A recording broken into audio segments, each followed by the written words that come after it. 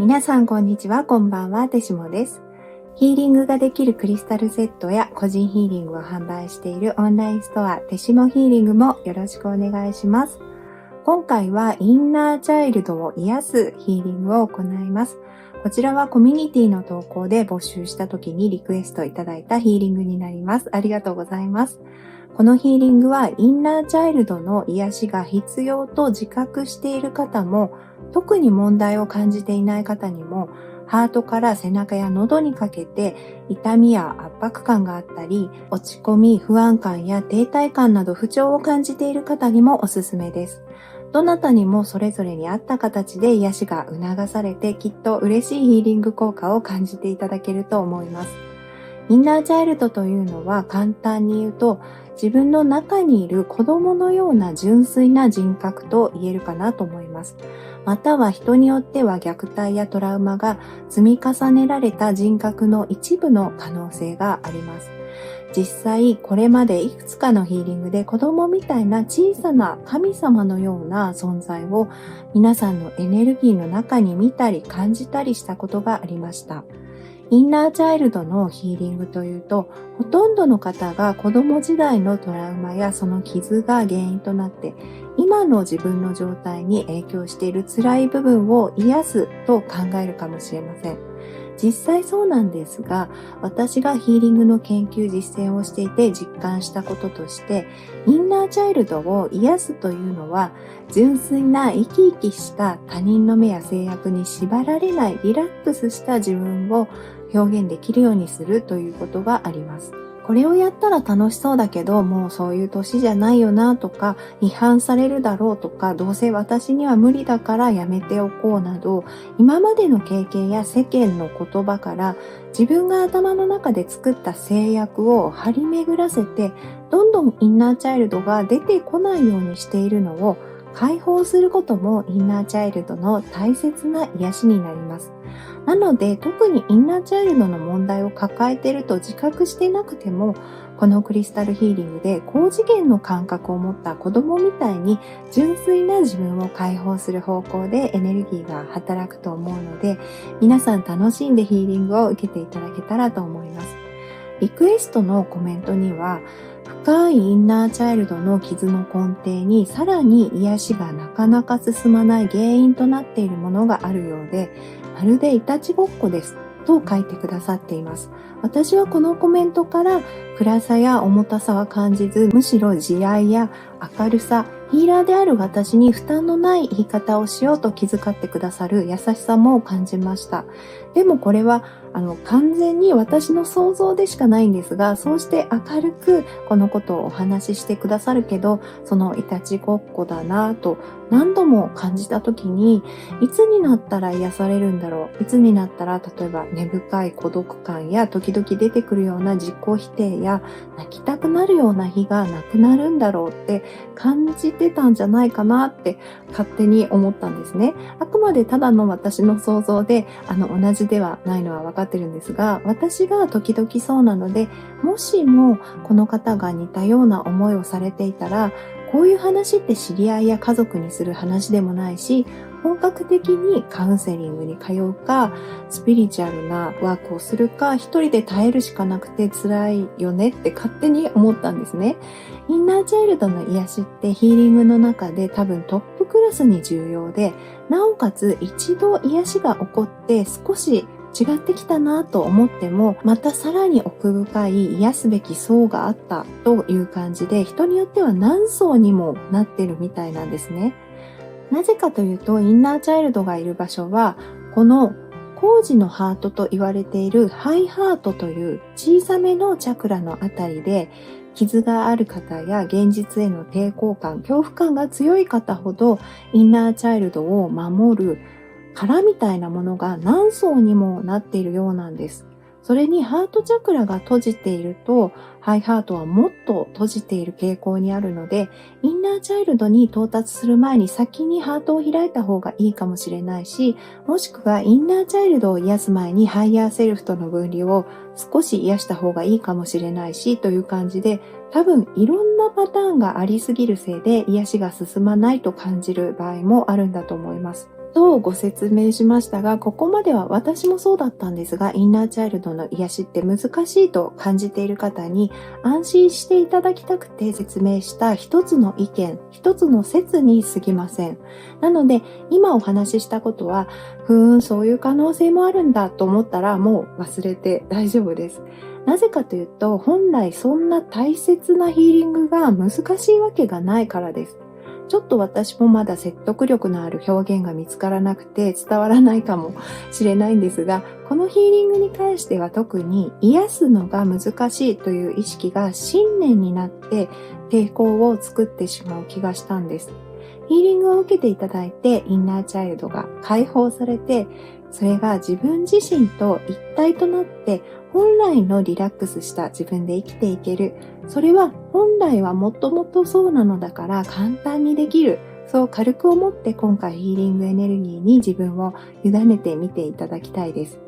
それでは今回使うクリスタルたちについてだいたいヒーリングで登場する順番通りにご紹介します。まずトップバッターはこのブルーグリーンのモコモコした形が面白いスミソナイトです。このようなブドウ状や結晶質で見つかることが多く、もともとは無色か白ですが、取り込んだ成分によってピンクや青、緑、黄色に変化します。スミソナイトをなぜトップバッターに選んだかというと、まずはこのザ・ヒーラーとでも言いたくなるぐらいの深く突き抜けるような癒しを感じる波動に感動したのと、私が自分に最初にテストする前に感じていたはっきりとした理由のない無力感、不安感、分離感がすぐに和らいだからです。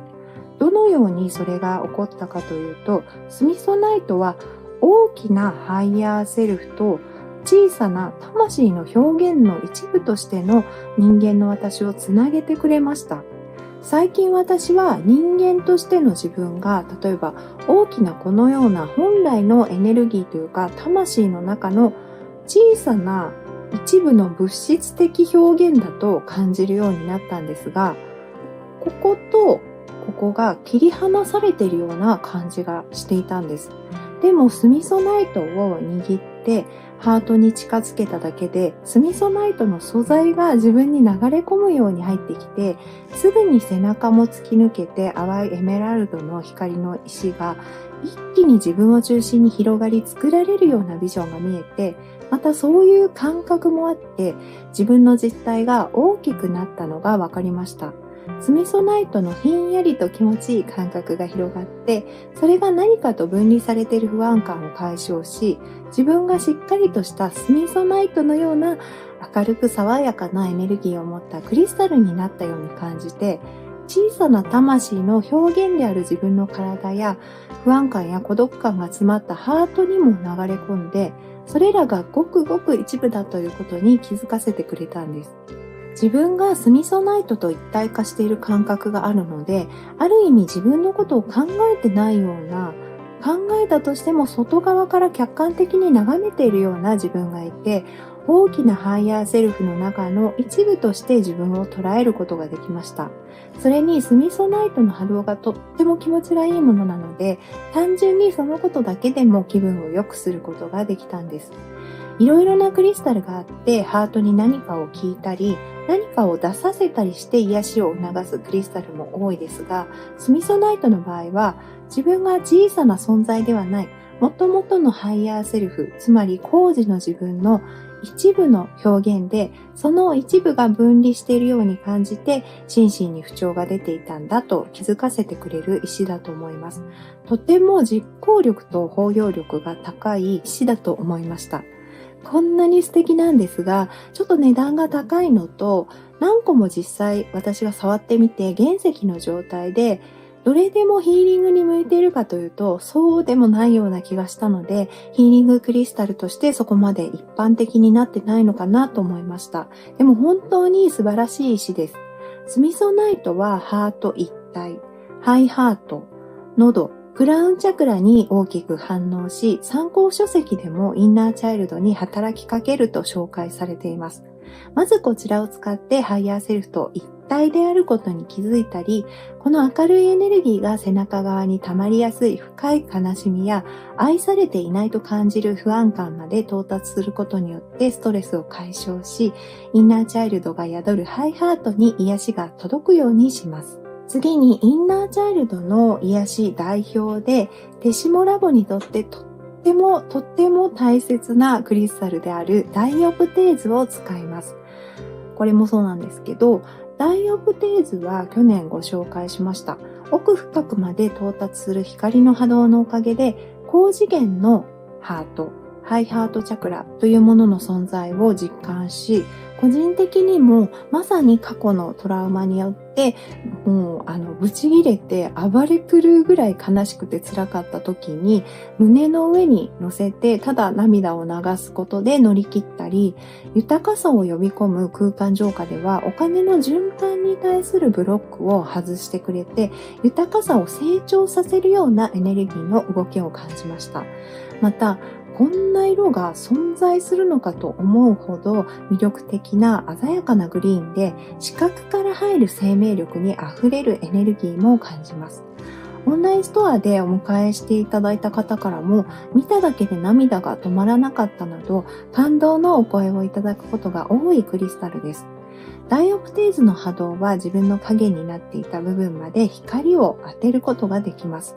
私も含めて多くの人はネガティブな感覚や言葉、記憶をより覚えていたり気になってしまいがちですが、ダイオプテーズは影を否定することなく全ての面において喜びや光に注目させるような作用があるため、人生の幸福度を高めるのにとても役立ちます。そんなダイオプテーズの波動でインナーチャイルドの居場所まで鮮烈な光と波動を届けていきます。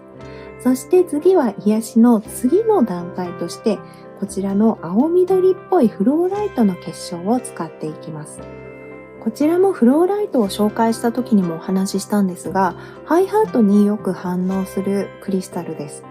クリスタルというか固体ですね。多分このぐらいの緑色のものがハイハートによく反応するフローライトなんじゃないかなと思います。フローライトのヒーリングクリスタルとしての基本的な性質として、エネルギーや思考を整理してくれるということがあります。心身の不調が出ている時に混乱してしまい、何をすればいいのかわからなくなってしまったり、同じことをぐるぐる考え続けて消耗することがあると思うんですが、それをとても現実的と思えるような波動の動きで整理してくれます。波動がブロックを動かすように広がり、どこから滞ったエネルギーを出せばいいのか、どこからどうやって表現することで停滞感が解消されるのか、感覚的に教えてくれます。だからトイレに行きたくなる人もいるし、泣きたくなる人もいるし、何か運動をしたくなったり、ひたすら眠りたくなったり、文章や言葉で表現したい人も出てくると思います。浄化、鎮静、整理、活性化が全部できるクリスタルです。次に今回のスペシャルゲストなんですけど、本当に皆さんに早くお見せしたいと思っていた可愛すぎるクリスタル、ピンクの結晶化したハイライト、岩塩をご紹介します。これは色がとんでもなく可愛すぎるので、別にヒーリング効果がどんなものでも構わないから欲しいなと一昨年から思っていて、やっと購入できたクリスタルです。手下ラボでよく出てくるこのハーライト。こちらはヒマラヤから来た岩塩なんですが、同じ鉱物なので性質は似ています。とても優れた浄化作用があります。ヒマラヤ岩塩は波動をとても強く感じますし、持っているだけで浄化されている気持ちいい圧力を感じます。でもこの結晶化したピンクハーライトは、そういった圧力を感じるような波動ではなくて、弾けるような広がりを感じます。どちらかというと活性化の力の方が強いみたいです。最初にハートの前で握った時に、ときめきが広がっているとはっきり感じたぐらい、何かにときめいているようなハートの感覚を感じました。ハートが生き返り、踊り出し、ほんのりとした熱や温かさを感じて輝き出すような感覚です。ハート、次にソーラープレクサスからセークラルチャクラあたりに特に反応します。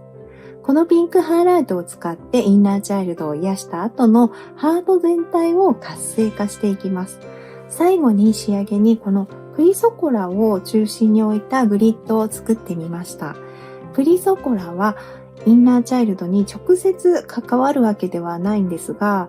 言ってみればインナーチャイルドが食べる美味しいお菓子みたいなものです。高次元のハートをエナジーチャージしてくれる感覚、そしてどんなことでもインナーチャイルド、つまり本来の制限のない自分がやりたいこと、今一番適しているできることを教えてくれます。それが眠ることでも休むことでも食べることでも何にもしないことでも仕事でも遊びでも動画をのんびり見ることでもどんなことでもです。それをしたいな、やってみようかなという感覚に気づかせてくれるので、インナーチャイルドを中心に弱っていて何がしたいのかわからない方にも新しいことを始める機運が高まっているのに、それを自分に許せなかったりして進めないと感じている方にもおすすめです。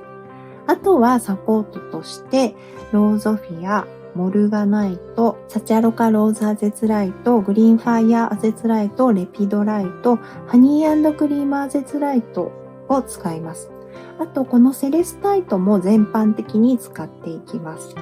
ちなみにインナーチャイルドは子供の形で見えたり感じたりすることもあれば、そうでなくてただハート周辺の光やエネルギーだけ感じることもあるので、今回どんなヒーリングになるのか楽しみです。このヒーリング動画は流すだけで効果が得られます。画面を開いたままリラックスしてお過ごしください。他のことをしていても眠っていても大丈夫です。瞑想やヨガの BGM、睡眠導入としてもおすすめです。1回でも十分な効果がありますが、繰り返すことでさらに波動が定着し、変化が促されます。7日間もしくは21日間連続で受けていただくのもおすすめです。積極的に受けたい方は、コメント欄からヒントをいただいて私が試してみていいなと感じた方法なんですが、どれかこの中で気になる石か、その時私が手を添えている石に自分自身がなったつもりでヒーリングを受けてみてください。これは数分の瞑想でも構いません。自分がこれらの石として存在しているようなイメージをしてみてください。私は毎回積極的に受けたい方へ様々な方法をご紹介していますが、これはヒーリングを楽しむために本当にやりたければやることで、決してやらなければいけないことではありません。このヒーリングを受けることがすでに自分のために大きな行動になっているので、無理して頑張るのではなく自分の気分に従って好きなように受けてください。動画の最後にカード3択がありますので、よければそちらもご覧ください。簡単なフィードバックとカードからのメッセージはコメント欄に、小道具などを含めた今回のヒーリングの情報はすべて概要欄に記載しています。それではあなた様のヒーリングを始めます。